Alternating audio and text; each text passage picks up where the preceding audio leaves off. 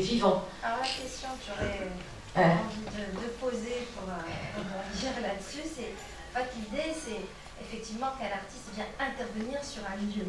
Hein, oui. on est parti sur le jardin d'essai botanique à Rabat, et puis la parenthèse, pas uniquement une parenthèse, mais en tous les cas l'expérience après Breslev, tu invites tes artistes à intervenir sur un lieu. Comment qu'au moment où il y a une impossibilité ou une difficulté de se déplacer, comment est-ce que cette action, qui est supposée être une action en puissance dans un espace-temps, comment est-ce que tu l'as réfléchi en tant qu'artiste? Comment tu as dealé, comment tu as réagi à cette contrainte? Je pense, bonjour tout le monde, d'abord.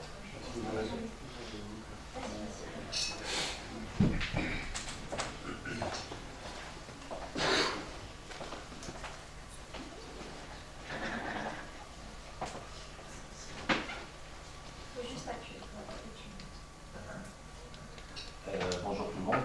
La question est très intéressante. Et, déjà, merci à Bouchra et merci à Nadia pour cette intervention.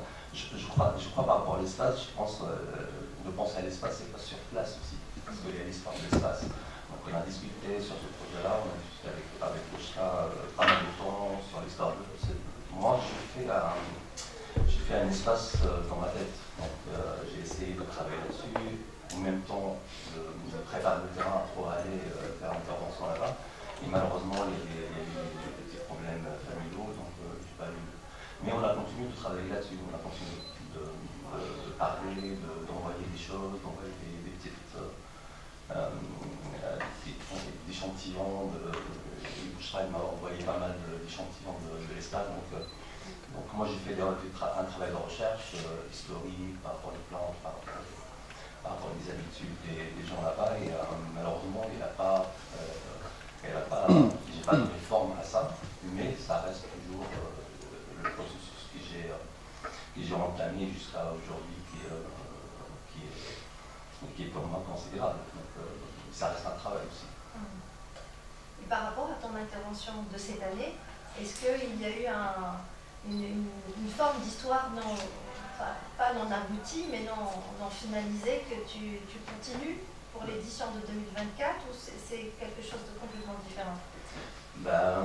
Pour moi, toujours le travail est pas abouti. Il y a toujours des interventions et des exercices à faire. Et cette année-là, c'est un exercice qui peut être visible, peut-être.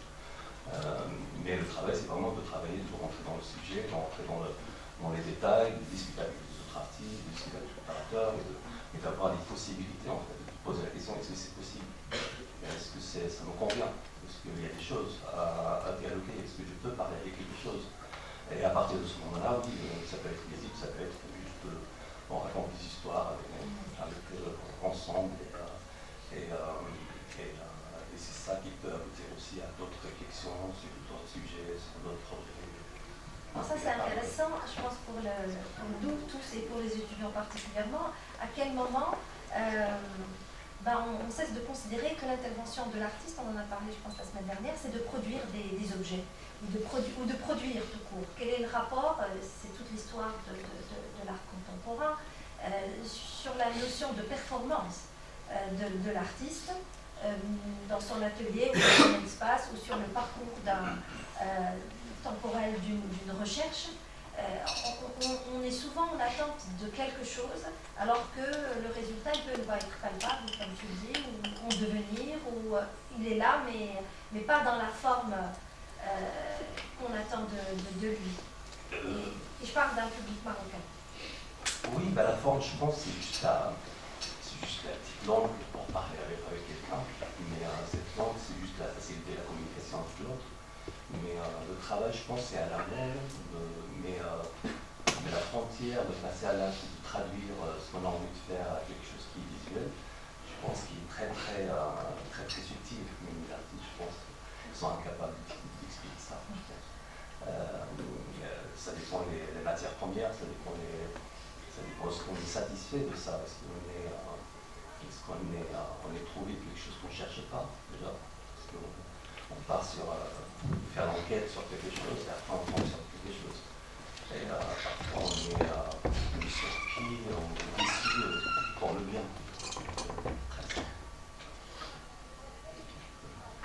Je ne vais pas prendre parole beaucoup parce que je laisse un peu non, mais je pense que c'est très intéressant aussi. Voilà, oui, on viendra le vendredi 8.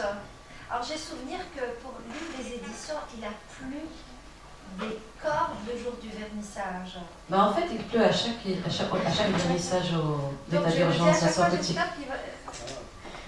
Moi j'adore la pluie, Black, je suis heureuse, mais c'est vrai que pour certains publics, en fait, sincèrement au jardin, on reçoit de tout. Et c'est ce que j'aime. En fait, parce que le jardin, il est dans deux quartiers différents. Talagdel et Durjamen. Quand on connaît Rabat, on connaît très bien. Donc, oui. Donc ça rassemble plusieurs publics. Hein. Et moi, en fait, j'aime beaucoup le travail sur le public parce qu'on invite beaucoup aussi. Tout le monde, c'est les étudiants des beaux-arts, les élèves d'art appliqué de Rabat, de Salé. Je fais tout un travail de médiation culturelle pour ramener d'autres publics. Et, en fait, il y en a certains qui viennent avec leurs chaussures à talons le jour du vernissage. Et on a d'autres, comme par exemple Amina Exna, qui vient avec ses bottes dans son sac à dos. Elle arrive, elle enlève sur ce sur, elle met ses bottes et elle rentre au vernissage. C'est-à-dire, quand on sait, quand on est dans un jardin, on ne vient plus avec des... voilà. Mais moi, je trouve que vivre la signification de la pluie au vernissage, cette année, je n'ai aucune idée. Comme il a plu auparavant, je n'ai aucune idée, mais elle est là toujours la bienvenue. Pour moi, c'est un rappel, hein, parce que c'est un rappel à la nature aussi. Ça rappelle la nature et comment vivre. Pourquoi se cacher quand il pleut pas? Quand il pleut, je ne vais pas aller sortir, aller voir un film ou la déjeuner avec quelqu'un. Qui n'achète un marche? C'est une culture chez nous. ديما مخبيين parce que c'est la nature, c'est elle qui le nourrit en fait. Donc vivre dans la nature, c'est aussi, voilà, en fait, la signification que le public soit là quand il pleut, voilà. C'est important. Alors peut-être qu'on peut ouvrir, si tu me permets, bien sûr, les questions, sachant qu'on va terminer vers 12h30, on va dire ça comme ça, enfin ça dépend des uns et des autres et des cours et surtout du planning de cours, alors c'est ouvert. C'est vrai que je ne suis pas légitime d'ailleurs.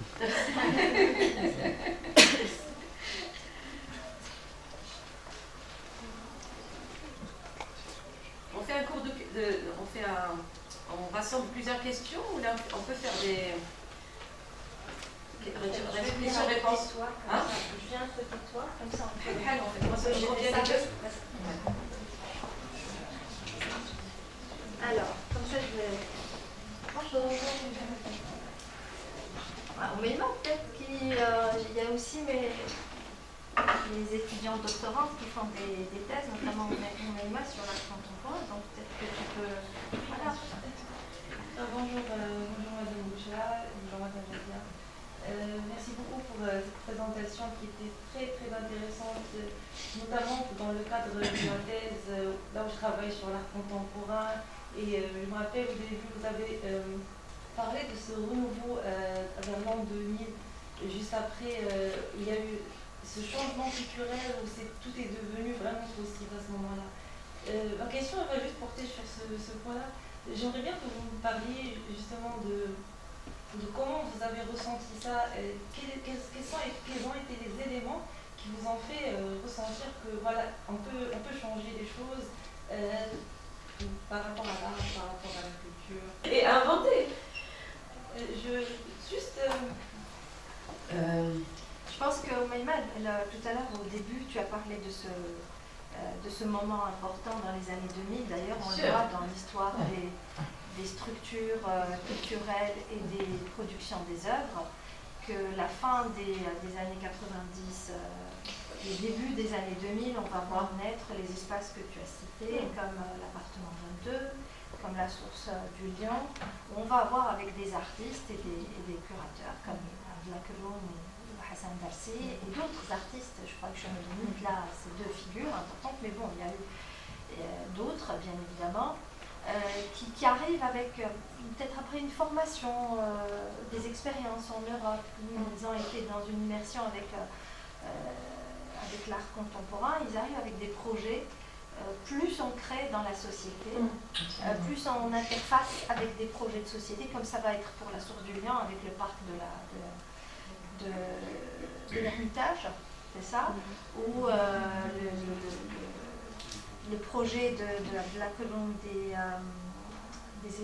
des expéditions, d'ailleurs, qu'il va faire dans les Sceaux, etc. Il y a toute une tendance vers l'interaction avec le paysage politique, sociétal, culturel de façon globale. Alors, Oumaima te pose la question, comment est-ce que à ce moment-là, bon, c'est vrai que le projet il a germé en 2018, mais je suppose que tu as été aussi interpellée à ce moment-là par rapport à la portée de ton action dans un paysage où il y avait beaucoup de possibilités qui s'offraient sur le plan culturel. En fait, j'ai été influencée quand j'étais enfant. J'ai vécu à Essaouira, en fait, c'est une ville extraordinaire. Et dans cette ville, il y avait un personnage extraordinaire, c'est Khadr Boujma'a, en fait, qui était un artiste et qui était anthropologue aussi. Et lui, c'était le premier conservateur, directeur du premier musée d'Essaouira en 82. Et lui, il a fait un travail d'anthropologie. Il a écrit tout le projet pour le musée, en fait. Et ils étaient aussi quelques personnages avec Georges Lapassade et plusieurs personnes d'Essaouira. Ils ont fait le premier festival d'Essaouira, pas le version 81. Le premier festival d'Essaouira, c'est à 81. Donc moi, j'ai grandi avec des choses qui ont existé et qui m'ont marqué, en fait. Après, on a la revue Souffle, on a l'expérience d'Assela aussi, de Melihi Rahmou avec... ils fêtent leurs 50 ans aujourd'hui. Le Moussem d'Assela. Ils sont en plus, c'est 56. C'est-à-dire, il y a eu aussi quelques tentatives. Il y a eu des choses, en fait. Et donc, moi, c'est des choses que j'ai portées avec moi, parce que moi, je suis dans cette génération-là. Et petite, enfant et jeune, je suis restée liée à ces périodes qui m'ont marqué, en fait. Et quand tout est devenu possible, en fait, il y a eu pas tout est devenu possible, il y a eu cette joie de passer à autre chose, justement, et qui a été marquée par le retour des artistes marocains installés en France, au Maroc, en fait. Le retour d'Abdullah, de Mahi, de Yamou, de Hassan Darsi et tout ça. Et la naissance des premiers festivals, le boulevard des jeunes musiciens, pour moi, c'est vrai que c'est loin de l'art contemporain, mais moi, c'est un événement qui m'a marqué, le boulevard des jeunes musiciens, en fait, qui ont commencé en 99, la première édition. En fait, il y avait plein de nouvelles initiatives dans tous les arts. La littérature, c'est la même période, en fait. On a vécu ça dans le cinéma, on a vécu... Et donc moi j'avais 25 ans quand j'ai commencé, et donc j'étais dans le premier. Donc et à l'époque, en fait, je passais beaucoup de stages. Et à l'époque, on n'était pas payé pour... يقول لك عندك تعمل فين تنعس واش نتاكل ما كاينش الخلاص. Et du coup, moi je prenais mon sac à dos, mes parents ne comprenaient pas du tout. Comment ça, tu vas aller travailler, moi, mais moi je travaille, c'est-à-dire j'apprends. En fait, pour moi, c'était une école de formation et d'engagement et d'aller travailler dans un festival à Blimdad ou à Souera ou dans une campagne, on apprend beaucoup de choses. Et voilà. Oui, Hanan. Bonjour mesdames, merci beaucoup pour cette conférence, pour ces informations et cette expérience, pour tout ce qu'elle représente pour le public. Moi, ma question portera sur, je vais rebondir sur un détail que vous avez évoqué, c'est je retiens un instant d'expérience esthétique qui a motivé votre parcours. c'est-à-dire que ce soit par rapport au Moussem, par rapport à certains événements qui ont marqué votre vie, entre guillemets, cela explique plus ou moins votre parcours. Moi, la question que je voudrais vous adresser, c'est les esprits frais, les enfants, les jeunes, dans de tels projets, est-ce qu'ils sont pensés, est-ce qu'on tient compte de cette catégorie de public dans l'élaboration de tels projets en rapport avec l'art contemporain qui se prête à l'interaction avec le public, qui se prête à constituer une possibilité d'expérience esthétique qui pourrait changer le parcours de ces jeunes et de ces enfants à l'avenir. Merci. Avec grand plaisir. En fait, je vais juste vous montrer. En fait, il y a tout un programme de médiation culturelle qu'on conçoit avec une équipe pendant les 3 semaines d'état d'urgence. Ce que vous allez découvrir, c'est des ateliers. Ateliers pour les enfants, des visites guidées aussi, pour tout public et dans toutes les langues.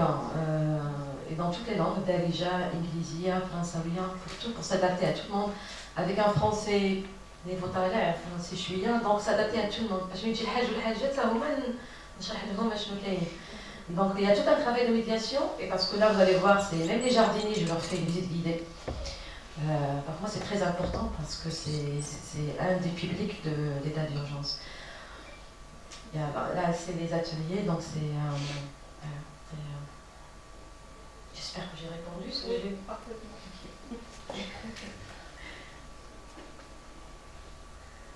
Oui, Karim. Bonjour. Je voulais vous remercier tout d'abord Madame Sabri et Madame Sabri pour cette rencontre. J'aimerais revenir sur un point que je trouve très intéressant. Vous avez parlé au début de la présentation de l'espace fermé et de l'espace ouvert. Et j'aimerais entendre de vous comment l'idée de l'espace ouvert et l'espace fermé influence-t-elle le processus de la création? Je pense qu'elle répondrait ça plus aux Mohsin en tant qu'artiste. Non, c'est à toi.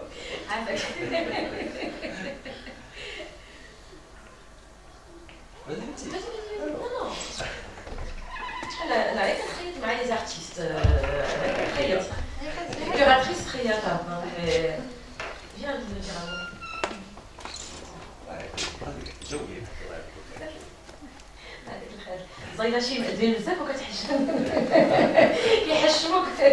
C'était la création par rapport à l'espace fermé et à l'espace ouvert.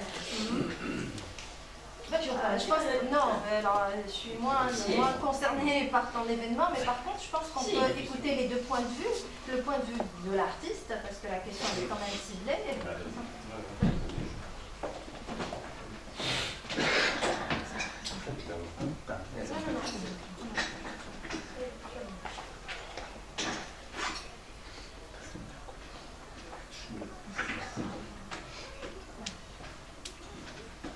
Ouais, la différence, je pense que la différence entre l'espace public et l'espace privé, c'est très déjà l'organisation. Je راه 5 سنين يعني كيفاش تورغانيزي حاجه في الجردة تورغانيزيها في واحد l'espace privé. عاد l'intervention de l'artiste c'est complètement différent. Donc اللي كنقولوا عندنا مقيدين بالespace, مقيدين واحد l'histoire de l'espace aussi. ما يمكنش تفرض عليها.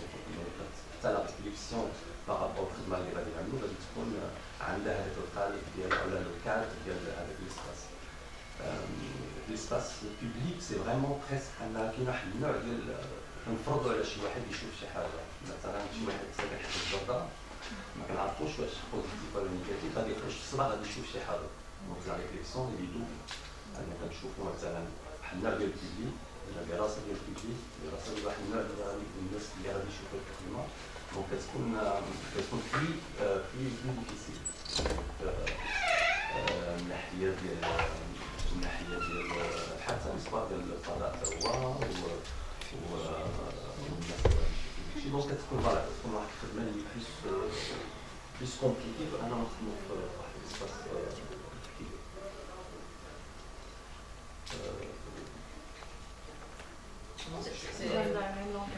En fait, c'est dans la même longueur d'onde, en fait, justement, parce que l'espace public, c'est un espace partagé, justement. C'est un espace qui est partagé avec tout le monde.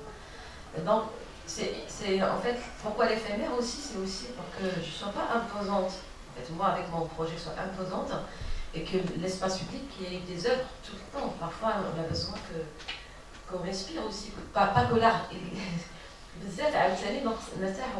Donc, c'est comment, en fait, aussi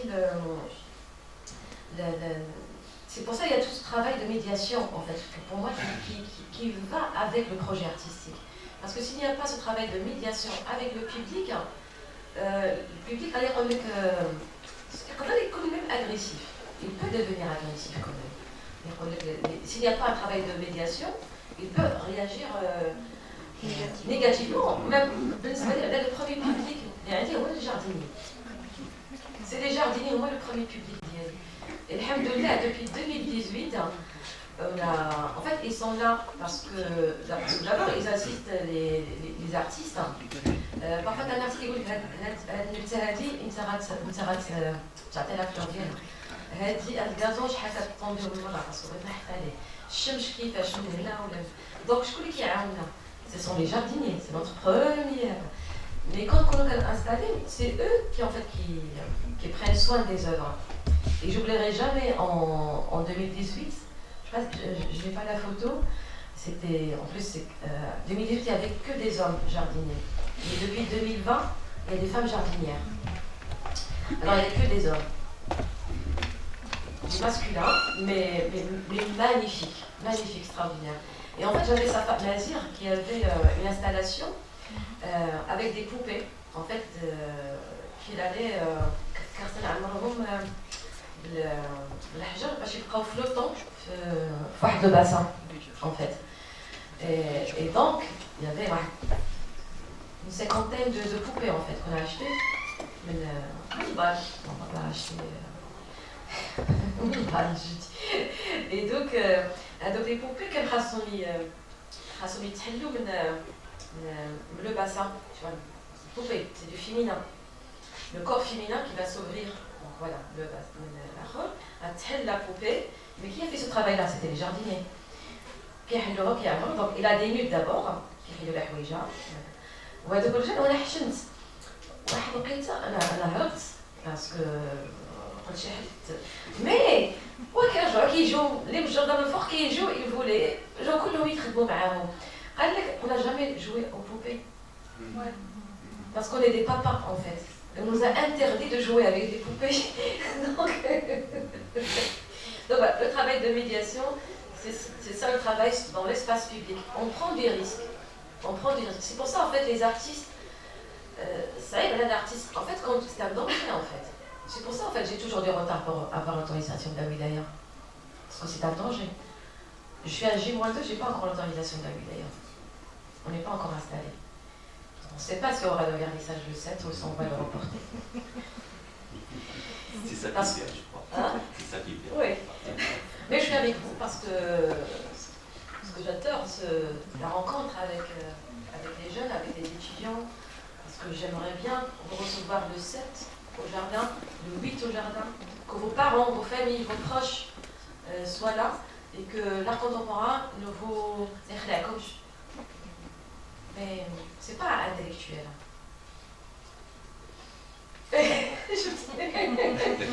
Il y a un travail intellectuel bien sûr, mais il faut que tu publies parce que l'œuvre, quand tu es dans l'espace, quoi qu'il en soit, le discours, ça c'est mon point de vue, on travaille en parallèle aussi. La Nadia elle travaille beaucoup pour les musées, les commissaires d'exposition, mais les commissaires d'exposition qui vient d'un parcours histoire de l'art aussi. Donc, on se rend compte que c'est le plus important et on fait la même chose.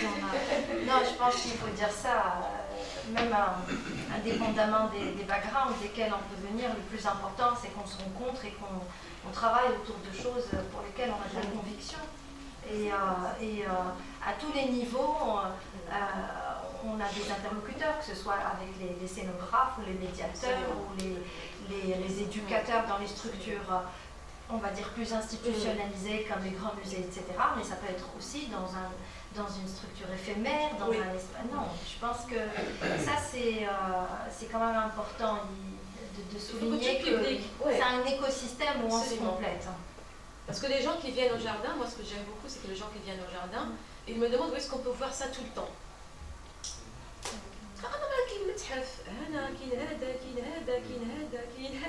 En plus, ils sont gratuits le vendredi. Il y a des tarifs réduits pour les familles. Il y a des tarifs mercredi. Mais en fait, toutes ces infos, les gens ne les connaissent pas. Il y a des tarifs réduits pour les étudiants, pour le cinéma. Il y a des tarifs réduits. Mais ça, on ne passe pas une publicité de ça à la télévision. On ne la passe pas dans la... Donc, il y a une accessibilité, en fait. Et c'est aussi la responsabilité des uns et des autres. Ouais. Je pense que peut-être que pour nous, il y avait moins de possibilités quand on avait l'âge des étudiants ici présents, mais on cherchait. Et il y a aussi des jeunes qui s'intéressent beaucoup et qui y vont. Bien sûr, qui y vont, oui. Bon, je pense que... oui. Bien évidemment. Juste une petite intervention. D'abord, un grand merci, parce que... Alors, je ne te présente pas, puisque tu as déjà fait une intervention auprès de notre public l'année dernière, ici même, voilà. Donc, Youssouf Amin Alami. Bon, je vais le faire quand même, hein, ça serait une impolitesse de ma part. Donc, un ami, un collègue, un confrère qui enseigne à l'université de Kenitra, de Notofai, dans le département de langue et littérature anglaise, mais qui est aussi et surtout écrivain, romancier, auteur de plusieurs titres très fameux, et surtout, le point de vue d'aujourd'hui, il est artiste. Voilà, tu es artiste, et puis j'ai vu la rencontre de tout à l'heure. Je te connais sous ces 3 ou 4 ou plusieurs facettes, mais je suppose qu'aujourd'hui tu réagiras par rapport à l'artiste, ou pas? Oui, alors je réagis, oui, bien évidemment. Pas question de littérature ici. Quoique. Je disais vraiment un grand merci parce que tu nous as fait une balade dans le jardin alors qu'on est dans un univers clos. Mais moi j'avais l'impression d'être dans le jardin d'essai, vraiment. Et en plus, non seulement une balade à travers l'espace, mais aussi le temps. Et ça j'ai trouvé extraordinaire parce que tu commences en 2018 et nous on est mea culpa. Je n'ai jamais assisté. Bon, évidemment, je connais le projet, mais j'ai malheureusement pas. Donc, ça m'a permis de me rattraper. Et bien évidemment, je serai là, le vendredi. Inch'Allah, c'est prévu. Et je salue ta persévérance, parce que tu dis, les autorisations, on ne les a pas eues 2 jours avant, etc. Vraiment, je la salue parce que je suis passé par là. Et en revanche, tu as été assez patient et persévérant, parce que j'ai souvenir d'un projet que je voulais réaliser, notamment avec Abdullah Karoum d'ailleurs, qui devait être, disons, choisir le curateur de l'agent artistique. Et je n'ai pas eu, je voulais que ça démarre à Marrakech. C'est un projet nomade, et donc une espèce d'installation littéraire, et qui devait se déplacer donc de ville en ville, et puis après, idéalement, traverser la Méditerranée, et puis continuer son parcours juridique. Et finalement, on ne m'a pas donné d'autorisation, je me souviens très bien. C'était en quelle année ça? Voilà, c'est ça. Le timing n'était pas bon. C'était en fait juste après le printemps arabe. C'était encore chaud. C'était très chaud. Or, mon projet, c'était justement à l'extérieur et dans l'espace. Et d'ailleurs, je me souviens très bien de la... Je crois que c'est le secrétaire général de la Wilaya, de Marrakech, qui m'a dit littéralement c'était ça en fait. Et bien évidemment, c'était exactement le propos de ce projet. C'était de pouvoir rassembler les gens, mais autour d'un dispositif romanesque, etc., dans l'espace, puisqu'il s'agissait de la vie. Donc je n'ai pas pu le faire. Bon, je l'ai fait ailleurs. Après, ça s'est baladé dans Rotterdam, Cologne, Copenhague et tout. Mais je garde cette frustration. On sera par Mohamed alors. Non, mais oui, ça marcherait très bien. Je garde vraiment cette frustration de ne pas avoir pu le réaliser ici. Une dernière chose, c'est par rapport à la proposition de Dries Eisen. Non, c'est pas Eisen, c'est Dries Larossi, avec ce dispositif vidéo, n'est-ce pas, je ne me trompe pas, où il montre son oncle, casseur de pierre. Moi, vraiment, ça m'a interpellé. Et notamment, ce que tu as dit par la suite, à savoir que tu as découvert, et nous avec toi, évidemment, hein, que d'une certaine façon, il enterrait les pierres pour essayer de les apporter à maturation, alors qu'on n'imagine pas qu'une pierre puisse pousser à l'instar des plantes. Et moi, ça m'a fait penser à un phénomène qui est vraiment très très récent aujourd'hui. Je ne sais pas si les jeunes sont peut-être au courant ou peut-être pas. C'est un phénomène qui a pris de l'ampleur aujourd'hui auprès de la jeunesse chinoise. C'est étonnant parce qu'on pourrait penser aux Japonais plutôt, mais c'est les Chinois. C'est un phénomène qui a pris de l'ampleur aujourd'hui en Chine. C'est qu'ils adoptent des pierres. Donc ils ont un objet de compagnie. Alors, il y a différentes raisons invoquées. L'une des principales raisons, c'est qu'il est difficile, évidemment, les gens qui adoptent un animal de compagnie le savent, ça demande beaucoup d'attention, de présence, et puis chez eux ça coûte aussi cher, parce qu'il faut acheter l'animal de compagnie. Et donc il y a toute cette tendance, hein. C'est vraiment un phénomène aujourd'hui, de gens qui... Et ils en prennent soin, évidemment. C'est-à-dire qu'ils prennent soin de cette pierre, ils conversent avec, parfois ils se confessent auprès de cette pierre.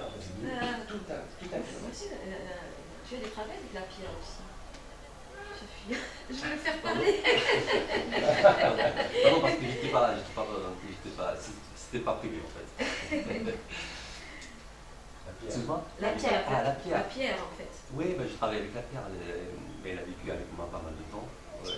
Donc, chaque fois la phrase que j'ai écrite sur la pierre, voilà, c'est déjà différent. C'est presque la parole de la pierre en fait. Donc, ça va. Oui, mais je pense que ça, il y a quand même une petite parenthèse qui s'est ouverte et peut-être qu'on verra ton travail, une future collaboration autour de ce rendez-vous manqué en 2011. Ça fait un roman dans la ville. Voilà, un roman dans la ville. Ça va être dans le jardin. Un roman dans le jardin, absolument. Dans le jardin ou dans le désert aussi. Dans le désert, oui. Bien. Donc je pense s'il n'y a pas d'autres questions urgentes, on peut clore cette belle rencontre avec toi, Bouchra. Merci d'être venu. Merci à toi pour l'invitation. Merci pour votre présence. Merci d'avoir répondu à l'invitation de présenter ce projet. J'espère que vous serez présents le jour du vernissage ou la semaine qui suit. Alors l'événement dure de quelle date à quelle date? Alors c'est du 8 au 24. En fait il y a une page Instagram, c'est EWIP Rabat. Voilà. Et donc on viendra, je pense, ensemble, on va s'organiser via les délégués de classe pour faire une apparition le jour du vernissage, mais pas que. Peut-être qu'on peut envisager une rencontre avec des artistes. Absolument. Je ne sais pas combien de temps. En fait, les samedis, il y aura les samedis de 10h à... Si tu as un programme et tu le partages avec nous. Oui. Donc je partagerai le programme des réceptions avec vous et on s'organisera. Donc merci d'être venu pour les S1, on se voit le jeudi matin et puis bon appétit.